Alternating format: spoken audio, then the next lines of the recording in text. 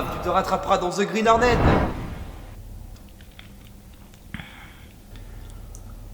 Oui, parce que Jay Chou, l'acteur qui joue Fang, c'est l'acteur qui joue Keto dans The Green Hornet. Oui, on en parlera sûrement, je pense. C'est pas possible ça. Hé, y a pas que toi qui a envie d'y aller, hein? Ah oui, bon bah quoi, y a plus moyen de chez tranquille ici maintenant? Oh, Pas vrai, ça. oh non. Oh non.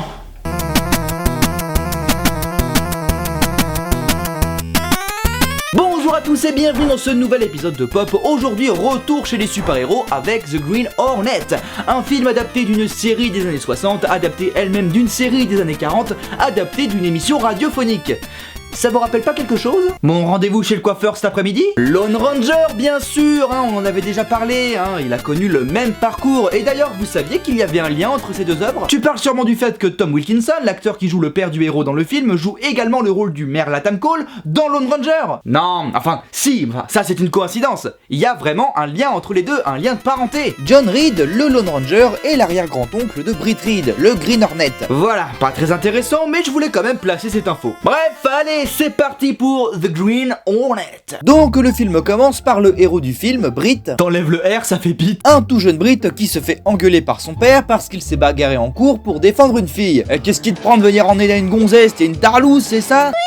Le père casse le jouet de Britt devant lui, ce qui traumatisera encore ce pauvre garçon 20 ans plus tard. Il prend mon jouet préféré et lui arrache la tête là, sous mes yeux. Et on arrive dans le présent où l'on retrouve ce grand acteur qui est Christoph Waltz, que vous connaissez sûrement pour ses performances dans les films de Quentin Tarantino comme Django Unchained ou encore Inglourious Basterds, avec sa fameuse réplique « Au revoir, Shoshana !» Mais ici, il joue le rôle de Chudnovsky. Oh, mais qu'est-ce que c'est que ce nom encore? Bref, Chudnovsky va voir Harry Osborn. pour lui dire que c'est lui le chef de Los Angeles et que lui, en face, il doit devenir son employé ou fermer le club qu'il a ouvert sans la permission de Chudnovsky. Et donc, il accepte le deal. Je te pète à la gueule. Ou pas. Ça énerve Chudnovsky, ça va être compliqué de dire son nom à chaque fois, lui, qui décide de le buter et exploser sa discothèque. Mais avant, il demande un petit conseil au bouffon vert. Pour que je fasse plus peur, tu as un conseil? Des dents de vampire. N'importe quoi, ça fait même pas peur. Ah, tu vois? Ailleurs, on retrouve Britt Reed en pleine teuf qui boit, danse et baisse dans les voitures de son père. Le matin, après une tasse de café, ma foi tout à fait canon. Mais ça veut rien dire. Il est canon ce café.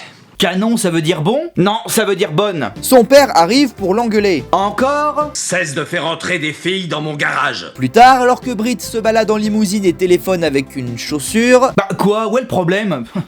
Oui, bonjour, je vous appelle pour commander une pizza. Il apprend la mort de son père, piqué par une abeille. Ce qui est une mort très nulle.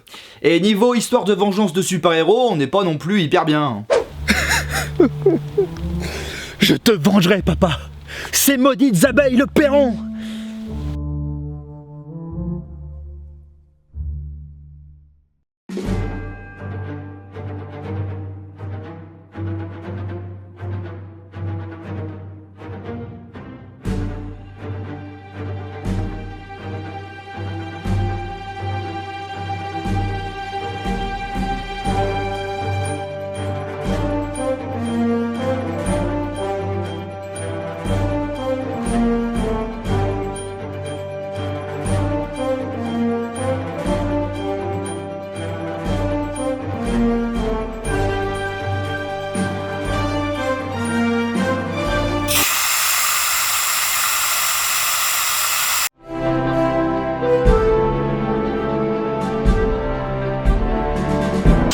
Donc vient l'enterrement du papa avec le procureur qui vient remonter le moral de Britt. Tiens bon la barre. Et tiens bon le vent, Iseo, Santillano. Il devient le grand patron du journal que son père possédait, mais il n'y connaît rien en journalisme. Et...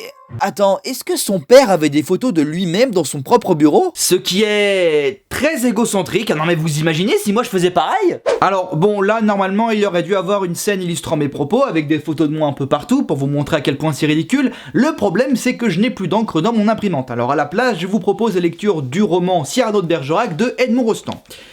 Le public qui arrive peu à peu, cavalier, bourgeois, laquais, page, tire-laine, le portier, etc. Puis les marquis, Cuigui, Brissaille, la distributrice, les violons, etc. On entend derrière la porte un tumulte de voix, puis un cavalier entre brusquement.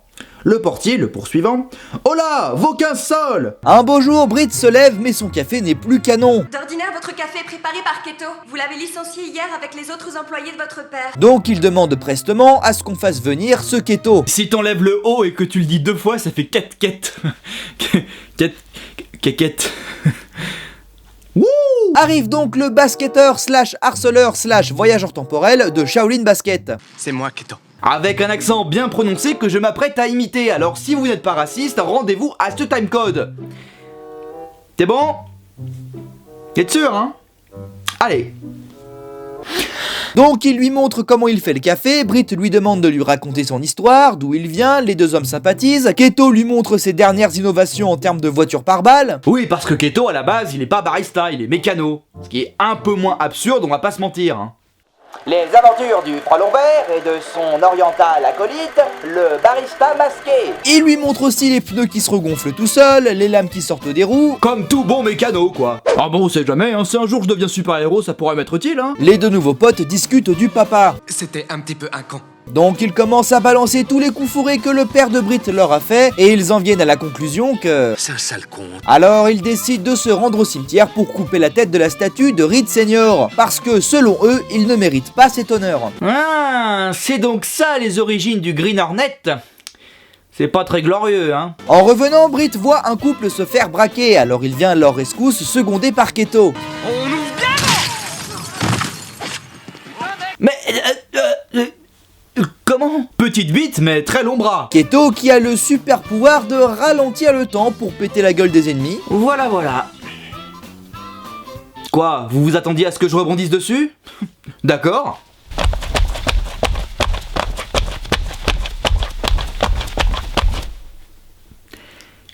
Je suis fier de ma blague. Donc après avoir cassé la gueule des méchants, ils s'enfuient et se retrouvent pourchassés par la police. Après les avoir semés, ils fêtent leur victoire chez Brit. On n'a qu'à faire ça tous les soirs, moi je dis. Couper des statues? C'est quoi justement la caractéristique supracone que tous les super-héros ont en commun?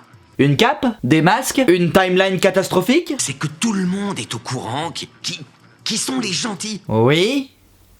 Et? Nous, on fera semblant d'être des bandits, mais on se conduira en vrai héros. Enfin, mais c'est complètement con. Mais si tu fais le méchant tout le temps, ça va. Mais en plus des bandits, on aura la police qui fera tout pour nous descendre. Bah oui, voilà, exactement. Écoute ton pote barista mécano, là. On est déjà mort, Keto. Mais qu'est-ce que tu racontes? Et pour que tout le monde le prenne au sérieux, il va se servir de son journal pour mettre leurs actions en évidence. Je veux que toute la ville sache à quel point cet individu est dangereux. Et il est donc temps de donner un nom à ce mystérieux héros. The Green Hornet. Comme le titre du film. Puis arrive donc Cameron Diaz. Je me présente, Lenore Case. Je suis l'assistante intérimaire de Monsieur Reed. Oh, pitié, faites qu'elle ne soit pas... Cette bombasse atomicace qui est assise derrière moi. Et merde, voilà, j'en ai marre qu'à chaque fois qu'on voit Cameron Diaz dans un film, c'est toujours pour jouer le sexe intéresse d'un personnage. Je veux dire, The Mask, Marie à tout prix, Charlie Angels, elle a pas eu que des rôles comme ça, mais bon, cette actrice mérite mieux que d'être juste le sexe intéresse de l'autre con, là. Bon, comme Lenore a fait des études de criminologie, Brit lui demande quel sera, à son avis, le prochain coup du Green Hornet, pour savoir qu'est-ce qu'il doit faire lui. Puisqu'il en a aucune foutue idée. Il commencera petit et gravira les échelons l'un après l'autre. Donc Brit et Keto commencent à se construire une bagnole avec des flingues, des costumes, et c'est parti pour leur première nuit de patrouille. As I walk through the valley of the shadow of death, I take a look at my life and realize there's much death. Cause I've been lasting and laughing so long that even my mama thinks. Putain, c'est trop bien la vie de super-héros. Ils suivent les conseils de Lenore et se rendent dans le quartier le plus chaud de la ville, trouvent les dealers. Hola, je suis le Green Hornet. Commence alors une baston, Keto refait son coup du ralenti, ils interrogent un des sbires afin de savoir pour qui il bosse. Chudovsky. Le Green Hornet demande aux méchants où se cache le labo de Cam, il leur dit, et les méchants viennent défoncer le labo avec leur voiture. Ils y foutent le feu, mais avant demande au chef du labo, John Connor, de dire à Chudovsky que c'est eux les nouveaux chefs. Non, sans déconner, c'est Edward Furlong que vous voyez là, c'est John Connor dans Terminator 2. Le lendemain, John Connor prévient son chef qui le tue. Au revoir John Connor. Lénore. Donc les nuits s'enchaînent, le Green Hornet fout des bâtons dans les roues du grand méchant, bien sûr Britt continue de mettre en évidence les méfaits du frelon en première page du journal, cependant la relation entre Britt Reed et Keto devient assez électrique, surtout quand les deux essayent de se taper la princesse Fiona. D'ailleurs Keto, qui a rencard avec elle, apprend par cette dernière que le Green Hornet ne va pas tarder à se faire buter, car le Big Boss va sûrement prétexter une rencontre avec le super-héros afin d'avoir l'occasion de le buter. Ce qui arrive, Chudnovsky rentre en contact avec le Green Hornet et lui donne rendez-vous dans un terrain vague. Keto prévient donc Reed que c'est peut-être un piège, mais Britt rétorque « TKT bébé je gère ». Le lendemain, ils arrivent au rendez-vous et... Oh bah ça alors, un piège! Ils se font enterrer vivants, mais arrivent à s'échapper en faisant exploser les missiles de la voiture. En rentrant à la maison, les deux héros s'engueulent, Keto lui fait croire que lui et Lénore ont fait... Arrête. Bah, avec la langue. Donc après une baston qui dure au moins 2 longues minutes, Ressenti 35. Keto se fait virer du duo. En parallèle, Chudnovsky lance un contrat sur le Green Hornet, alors... Ce film a un problème avec les accents asiatiques. Mais les truands ne font que tuer des mecs habillés en vert. Le lendemain, Britt reçoit la visite du procureur Scanlon, qu'on a déjà vu un peu plus tôt dans le film. Le proc veut que Britt oriente les articles pour favoriser sa réélection au poste de procureur, ce que le nouveau chef du journal refuse. Après cet entretien, Britt continue à fouiller dans les dossiers et voit que son père était mêlé à des magouilles avec Scanlon. Alors il va voir Lénore pour avoir des conseils et aussi la harceler sexuellement. Pourquoi pas, après tout, c'est un patron riche et blanc, il peut rien lui arriver. Il joue la vie en mode facile. Britt reçoit un appel du procureur qui veut prendre rendez-vous avec lui afin de parler affaires. Au même moment, Chudnovsky, qui entre-temps s'est renommé Hemoglobinski. pour faire plus peur, oui je sais c'est débile mais j'ai pas envie d'en parler, envoie un message sur la boîte mail du Green Hornet. Parce que oui, à chaque fois que Britt et Keto cassaient la gueule des méchants, ils laissaient sur place une carte de visite avec une adresse hotmail dessus. C'est pas une blague. Pour lui dire qu'il veut faire la paix, mais en échange, il doit accomplir un boulot, tuer Britt Reed. Arrivé au rendez-vous, Scanlon lui dit qu'à chaque fois que Britt voudra publier dans le journal des crimes qui ont été commis par Chudnovsky, il devra d'abord lui envoyer à lui pour savoir s'il a le droit de le faire. Mais alors Scanlon travaille avec Chudnovsky? Quel rebondissement incroyable! Bon, en vrai ça aurait pu le faire puisque bon, on s'y attend pas plus que ça. Enfin, le problème c'est que le proc on le voit pas trop dans le film, voire quasiment jamais. Donc quand on apprend la nouvelle... On s'en balance. Mais Britt a enregistré toute la conversation avec son super MP3. Haha, les années 2000. Non, attends, tu vas me tuer? C'est ça. Comme j'ai tué ton père. Alors ça par contre je l'ai pas vu venir. Alors Britt remet toutes les pièces du puzzle en place, se rend compte que son père s'est fait tuer par Scanlon parce qu'il a publié un article concernant un crime de Chudnovsky, et Keto arrive. Une fusillade commence, les deux héros s'enfuient et doivent se rendre le plus vite possible au journal pour diffuser la conversation qu'il a enregistrée au restaurant. Après une course-poursuite, ils y arrivent, Britt se connecte à un ordi mais... Aucune donnée enregistrée. Eh ben c'est nickel tout ça là, tu vois, toutes les 10 dernières minutes du film là, hein, elles n'ont servi à rien. Je veux dire, la fusillade au resto, la course-poursuite, l'autre fusillade dans les bureaux, tout ça n'a servi à rien.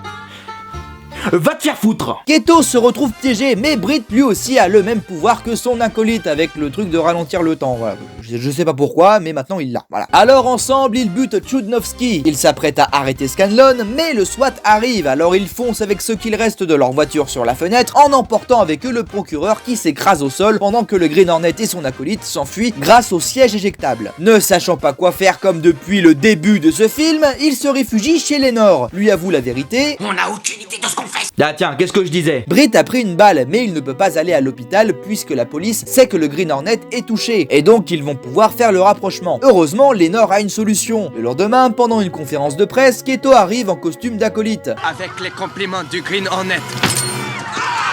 Britt a un alibi pour la balle qu'il vient de prendre, et fin du film. J'avais plutôt des bons souvenirs du film.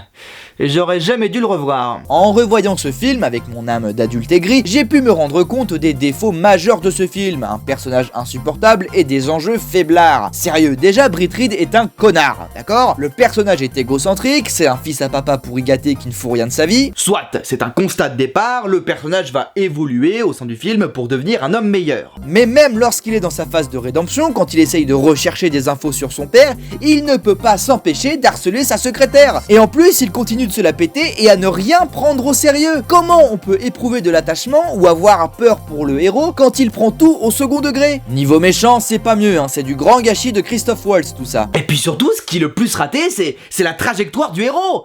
C'est simple. Il y en a pas. Prenons l'exemple d'un vrai bon super-héros, d'accord? Batman. Pourquoi Bruce Wayne devient Batman? Car il a vu ses parents se faire buter par un simple criminel dans une ruelle, et donc il devient Batman afin d'une part de se venger, et que ce genre de choses n'arrive plus. C'est classique, mais ça marche. Mais dans ce film, c'est clairement pas pour ça, puisque déjà personne n'a tué son père, enfin si, mais il ne le sait pas au début. Ensuite, il n'a aucune idée de comment faire pour être un super-héros, ou commencer, et en fait c'est juste un gars, un soir il était bourré chez lui avec son pote et il s'est dit hey, ça te dit on devient des super-héros? C'est ça, c'est réellement ça. Alors c'est un peu plus mis en forme, mais c'est littéralement ça. C'est le film, c'est Kick-Ass en fait. C'est Kick-Ass, mais en moins bien. Parce que au moins dans Kick-Ass, le héros du film est un gamin de 20 ans, fan de comics. C'est un peu plus logique qu'un gamin de 20 ans, fan de super-héros, ait envie de devenir un super-héros. Parce qu'il y a encore ce truc d'un enfant rempli d'espoir et qui se dit que tout est possible. Alors que le petit bourgeois trentenaire qui vit chez papa qui est mort à cause d'une piqûre d'abeille, là, il y a de quoi se poser des questions. C'est vraiment le problème principal du film. Le héros n'a aucune raison de se battre. Alors si, à la fin, il y a bien un truc avec la corruption des médias, avec Scanlon, mais ça arrive 30 minutes avant la fin, donc ça compte pas. Le film est très mauvais, et pourtant, il n'a pas été réalisé par n'importe qui, hein. C'est Michel Gondry. Cocorico les gars! Je veux dire que le mec il a quand même réalisé Eternal Sunshine of the Spotless Mind et soyez sympa rembobiné, je veux dire, c'est pas un débutant quoi! Et voilà, encore un film pourri. Oui, et il y en a d'autres pour qui je continuerai de me battre. Pour mon père écrasé par une abeille et ma mère tuée par une VHS de la soif de l'or. Oh mon Dieu, je viens de voir Indiana Jones 5! La justice m'appelle.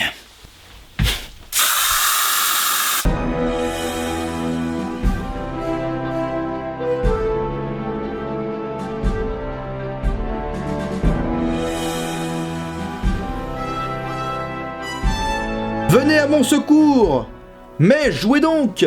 Gros homme, si tu joues, je vais être obligé de te fesser les joues! Assez! Que les marquis ne taisent! Que les marquis se taisent sur leur banc, ou bien je fais tâter ma canne à leur ruban! C'en est trop! Mon fleuri! Que mon fleuri s'en aille, ou bien je les sors... Je les sorris, et le... désentripaille! Cherchez sur internet, hein.